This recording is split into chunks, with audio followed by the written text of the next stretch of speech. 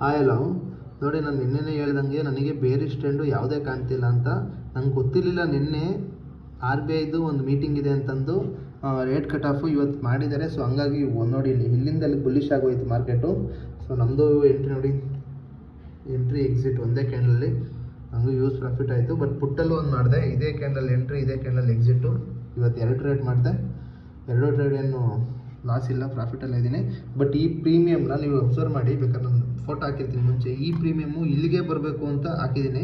But ನೋಡಿ ಎಷ್ಟು ಚೆನ್ನಾಗಿ ಸೆಲ್ಲರಿಗೆ ಮಾತ್ರ ದುಡ್ಡು ಮಾಡಿಕೊಡ್ತು ಅಂತ ನಾನು ಗೊತ್ತಾಗುತ್ತೆ ಆ ಫೋಟೋದಲ್ಲಿ.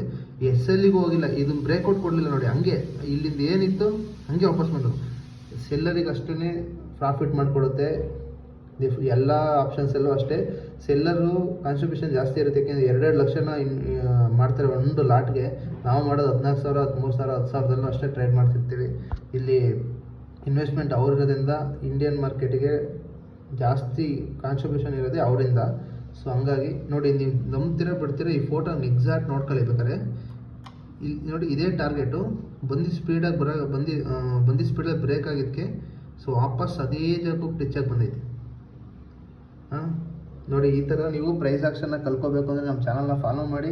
ನಿಮಗೆ ದಿನ ಒಂದೊಂದು ಥರ ಕಾನ್ಸೆಪ್ಟ್ಗಳನ್ನ ಹೇಳ್ಕೊಡ್ತಾ ಇರ್ತೀನಿ. ನೀವು ಇಂಪ್ಯಾಕ್ಟ್ ಮಾಡ್ತಾರೆ ಅಷ್ಟೇ ಮಾರ್ಕೆಟಲ್ಲಿ, ನೀವು ಪ್ರಾಫಿಟಬಲ್ ಟ್ರೇಡರ್ ಆಗೇ ಆಗ್ತೀರ.